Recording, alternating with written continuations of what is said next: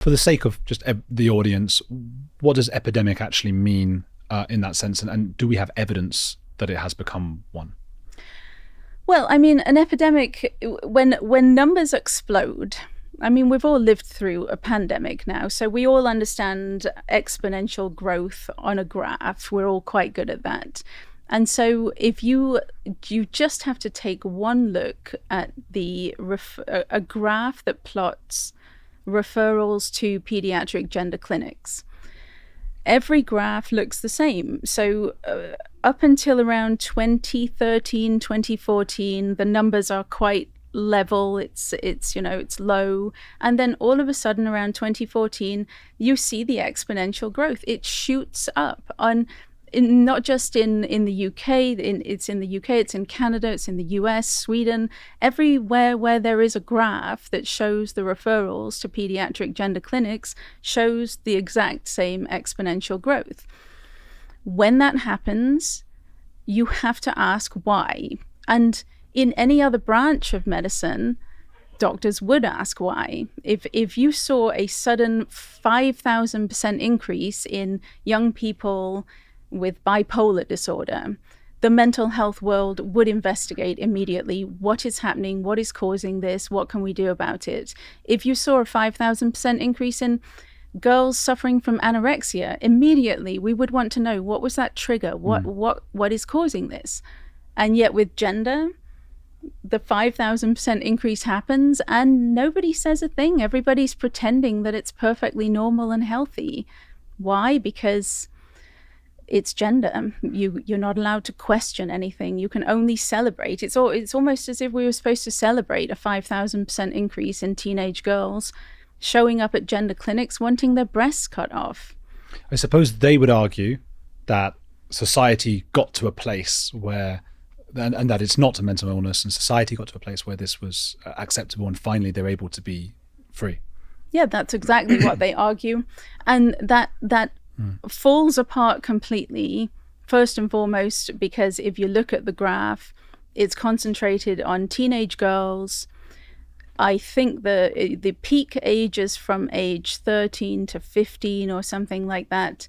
If we were talking societal acceptance, we would be seeing across the board, we would be seeing an increase in numbers in, children, boys and girls, teenage boys and girls, young adults, male and female, your grown men, grown women, basically where are all the 40-year-old women lining up to get shots of testosterone and have their breasts cut off now that society will finally accept them for the men that they always were? They don't exist. Where are all of the, there are men, middle-aged men now, more and more middle-aged men, I think, seeking gender transition, but that is another category entirely.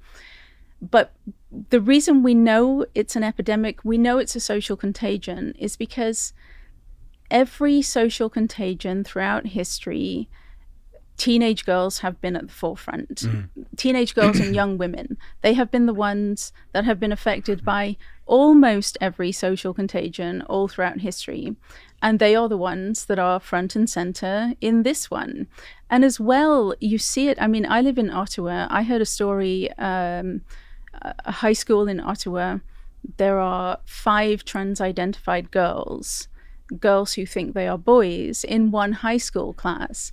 Now, that's statistically impossible if we are talking a randomly occurring innate trait that you just wouldn't, I think 5 in one class, you simply wouldn't see that. It's so obviously social contagion. It's exactly, we saw it with eating disorders, we saw it with anorexia, we saw it with bulimia, we saw it with cutting.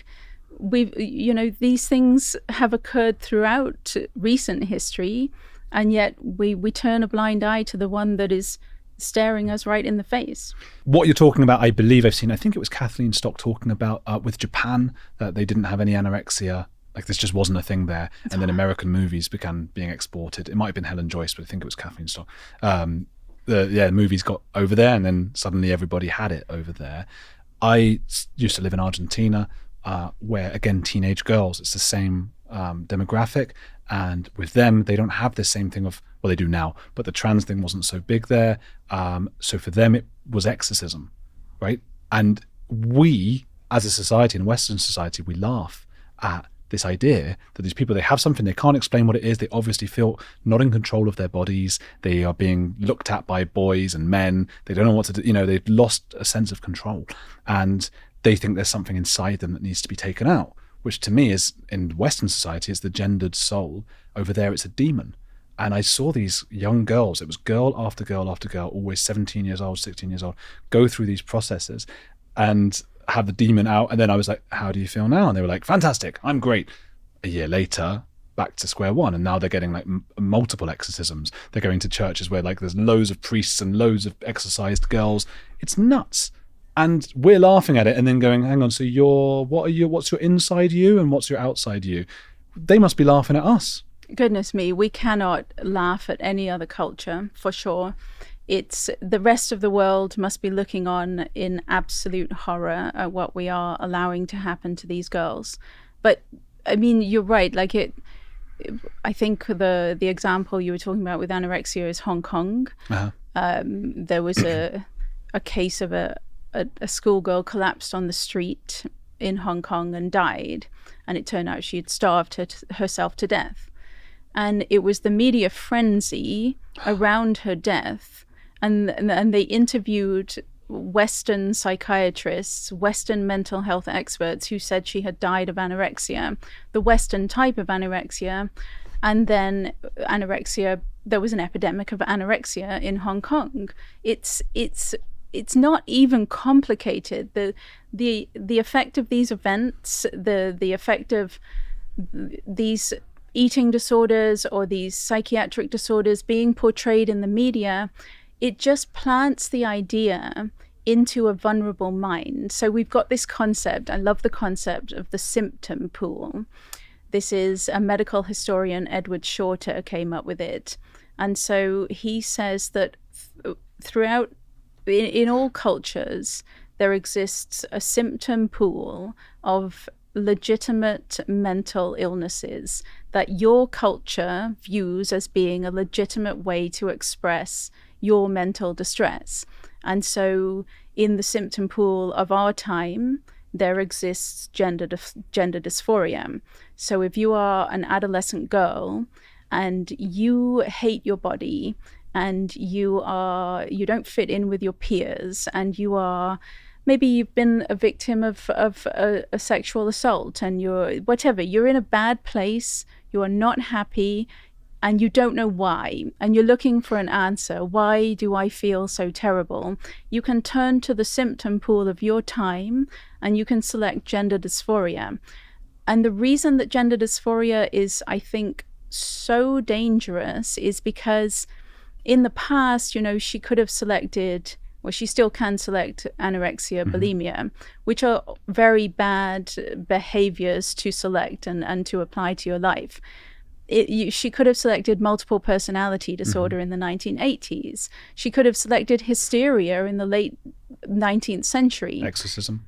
Exactly. But now the problem with gender dysphoria is when she selects gender dysphoria, it comes with a promise of a remedy. It comes with you select gender dysphoria. All you have to do then is take testosterone, have your breasts cut off, and then you'll be prancing around on TikTok really happy and life will be wonderful. So it's not just the really bad behavior and disorder that you can select from the symptom pool. It comes with the tantalizing promise that this medical pathway will solve all your problems. And then the most tragic aspect of it is, of course, that you only find out that it's not the answer to your problems when you've got to the end. So when you have permanently altered your body, when you have had your healthy breasts removed, or you've taken testosterone, maybe lost your fertility, the sexual function, your ability to form intimate relationships, you only find out that that's not the solution, because gender was never the problem in the first place when you get to the end of the path.